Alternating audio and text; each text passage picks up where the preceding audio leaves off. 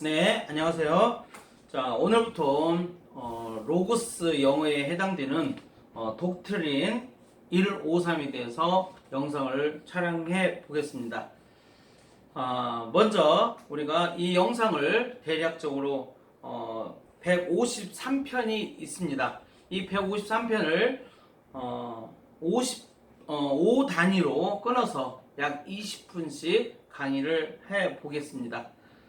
이 영어의 모든 법칙이 우리가 153으로서 다 정리할 수 있도록 우리가 공부를 학습을 철저히 해 나갔으면 합니다.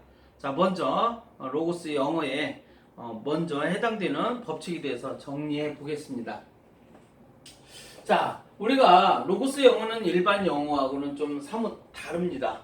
그리고 또 이해하기가 다른 영어보다 월등히 쉽고 간단합니다. 하지만 새로운 법칙이다 보니까 우리가 좀 집중해서 반복적으로 학습해 나갔으면 합니다.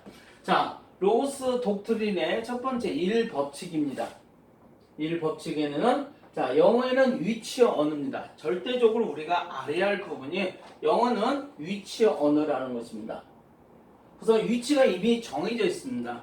이 위치어 언어인데 로고스 영어에서는 이 위치어 언어적인 부분을 방번호로 정리해 두었습니다. 그래서 우리가 방번호가 1번에서 6번까지 있습니다. 그래서 1번과 6번에 대한 부분을 우리가 이해하고 모든 영어를 1번에서 6번까지 배열만 하면은 영어의 문장이 완성되게 됩니다. 자, 그리고 영어는 한 문장에는 동사가 하나밖에 없습니다.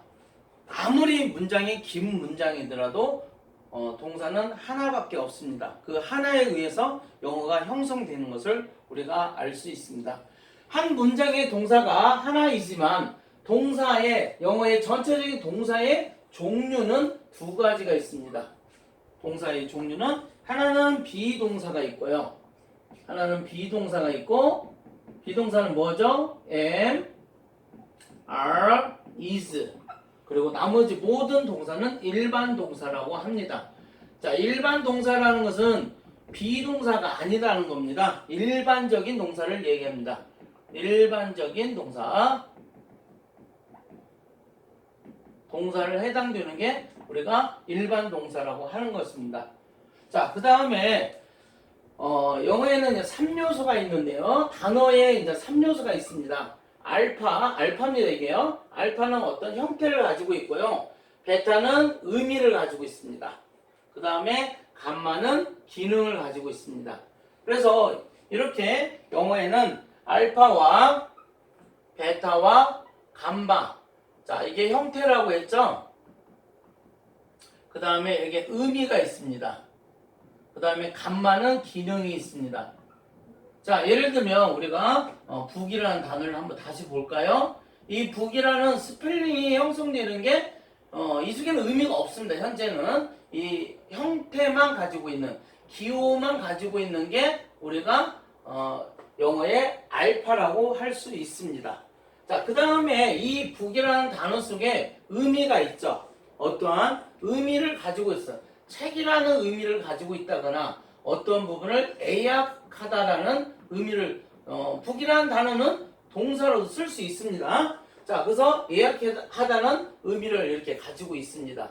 이게 베타를 얘기하는 겁니다. 그 다음에 감마는 무엇이냐? 이 북이라는 것이 명사의 역할을 할 수 있기도 하고 그 다음에 동사의 역할을 할 수 있는 것입니다. 자, 명사의 역할을 하게 되면 우리가 로고스 영어에서 1번에서 6번까지 말씀드렸듯이 명사는 1번과 4번과 3번 방에서 역할을 합니다. 자, 1번은 주어라고 하는 겁니다. 4번은 목적어고요.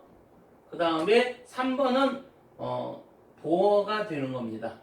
자, 그래서 명사는 이 방번호 1번, 4번, 3번에서 문장의 역할을 하는 것이고요. 동사는 2번 방의 역할을 하는 것입니다. 자, 그래서 우리가 이 알파, 베타, 감마를 세 가지를 모두 가지고 있는 동사, 일반적인 동사. 그게 일반 동사입니다. 자, 그러나 자, 이 세 가지 중에서 의미가 없는 부분이 있어요. 의미가 없는 동사를 우리는 비정상적인 동사, 비동사입니다. 비정상적인 동사라고 알게 되면 되겠습니다. 그래서 동사는 두 가지 종류가 있는 것입니다. 자, 우리가 품사를 보면 일반적인 영어의 품사는 8가지가 있습니다. 그래서 혹시 영어에 몇 가지 품사냐고 물을 경우에 제가 이렇게 강의해주고 있죠. 이게 8자입니다. 그래서 8가지가 영어의 품사가 있습니다. 하지만 이 8가지 품사 중에서 주요 품사에 해당되는 것은 명사, 형용사, 동사, 부사 이렇게 4가지로 문장의 구성을 해 나갈 것입니다. 자, 명사와 형용사는 둘이 커플입니다. 네, 둘이 커플이 될 겁니다. 그래서 형용사는 명사를 수식하는 역할을 할 것이고요. 또 동사와 부사의 관계도 커플 역할을 많이 합니다. 물론 부사도 동사를 수식하는 역할도 하고 있습니다. 이렇게 4번에 해당되는 것은 주요 사품사. 자, 3번은 3요소입니다. 자, 그리고 독트린 3번에 대해서 한번 볼까요? 독트린 3번에 대해서 보는 것은요. 자, 영어의 문장은 5형식으로 구성되어 있습니다. 5형식. 자, 일반 영어에서는 5형식을 어떻게 배우죠? 일반 영어에서는 우리가 1형식은 SV, 2형식은 SVC죠. 3형식은 SVO, 4형식은 SVIO, DO, 간목, 진목이라고 하죠. 자, 그 다음에 5형식이 있습니다.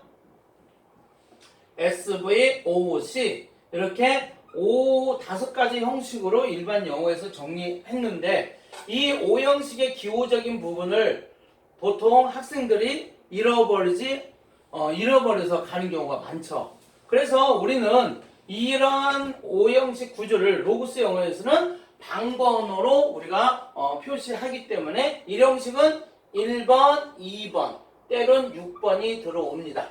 6번은 부사어예요. 부사어고, 자, 그 다음에 2형식은 1번, 2번, 3번. 3번은 대충 형용사가 많이 사용되고 있습니다. 물론 명사도 들어가는 경우도 있습니다. 자, 그 다음에 3형식은 1번, 2번, 4번.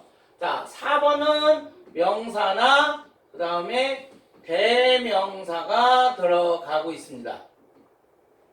자, 4형식은 1번, 2번, 4-1번, 4-2번. 4번 방이 2개죠. 그래서 4형식이다. 이렇게 알아주면 좋겠습니다. 4형식의 동사를 수여동사. 다시 말하면 얘는 어떠한 것을 주는 동사가 되는 것입니다. 자, 5형식은 1번, 2번, 4번, 5번. 자, 5형식에는 5번 방이 들어갑니다. 그래서 얘는 5형식이라고 우리가 이해해 나가면 되겠습니다. 자, 그 다음에 6번 방입니다. 자, 6번인데 6번은 방번호. 자, 우리가 첫 번째 영어는 위치언어라고 했죠. 영어는 위치언어라고 했는데 그 위치언어 1번 방이 주어입니다. 자, 이 방번호에는 우리는 성분이라고 하는데요. 이 성분이라는 부분은 끝에 어가 붙습니다. 어가 붙어요. 방 이름입니다. 성분입니다. 그리고 품사는 사가 붙습니다. 자, 품사는 사가 붙어요. 여기 보시면 명사, 형용사, 동사, 부사. 자, 이렇게 하는 것은 품사입니다. 품사는 사자를 붙이는 거고요. 성분은 어자를 붙이는 겁니다. 방번호입니다. 1번 이름은 주어입니다. 자, 일반 영어에서는 아까 말씀드렸지 주어는 S. 그 다음에 2번 방은 동사라고 보통 하는데 서술어가 맞습니다. 동사는 자, V로 표시하죠. 2번 방에. 자, 3번 방은 자, 보어입니다. 자, 컴플리먼트인데 C로 표현하죠. 자, 목적어는 O, objective. 자, 그 다음에 자, 얘는 OC라고 하죠. 5번 방에. 그 다음에 6번 방은 일반 영어에서는 중요한 부분입니다. 일반 영어에서는 부사어를 언급하지 않습니다. 어디에서요? 일반 영어에서는 6번 방을 언급하지 않는다는 것이 또 로고스와의 많은 다른 점을 또 이야기하는 것입니다. 자, 그 다음에 자, 우리가 자, 독트린 네 번째에 해당되는 거 볼까요? 자, 첫 번째 동사의 종류는 몇 가지라고 했습니까? 두 가지라고 했죠. 무슨 동사? 비동사와 일반 동사라고 했습니다. 자, 그런데 자, 네 번째는 비동사만 언급을 한번 해보겠습니다. 자, 비동사는 자, 우리가 비동사는 am, are, is. 현재일 경우는 1인칭일 때는 am, 2인칭일 때는 are, 3인칭일 때는 is입니다. 자, 1인칭이라는 것은 나를 해당되는 거죠. 자, 2인칭은 너에 해당되는 것입니다. 자, 3인칭은 자, 나가 아니고 너도 아닌 제3자를 얘기하는 겁니다. 제3자, 3인칭이라고 하는 것입니다. 자, 그래서 1인칭일 때는 I는 M이고 2인칭은 R, 3인칭은 is에 해당되겠습니다. 자, 그 다음에 과거형은 자, was와 were가 있는데요.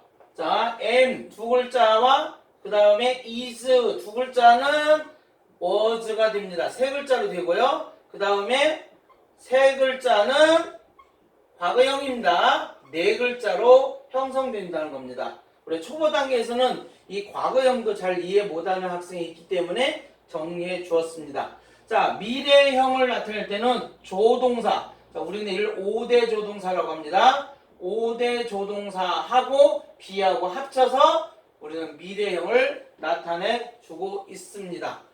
자, 부정문을 만들 때는 자, 비동사일 때는 자, 비동사 am, are, is 과거는 was, were에다가 nam만 집어넣으면 부정문이 됩니다. 자, 물론 미래형을 나타낼 때는 자, 조동사와 비동사 사이에 not을 넣고 있습니다. 자, 그 다음에 자, 비동사는 알파, 베타, 감마 중에서 자, 우리가 의미 알파, 베타가 없다고 했죠.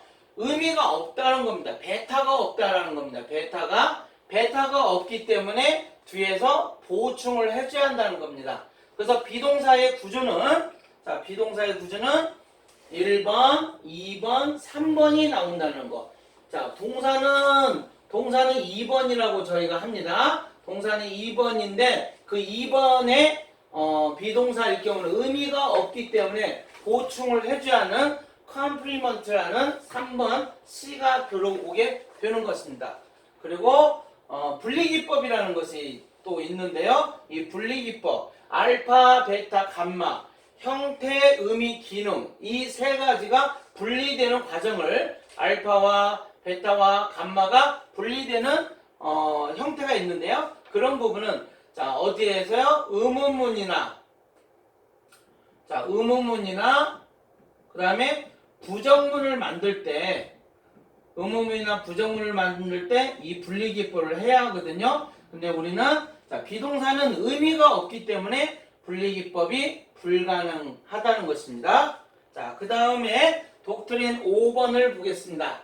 자, 독트린 5번에서는 비동사와 일반 동사에 대해서 세부적으로 한번 보겠습니다.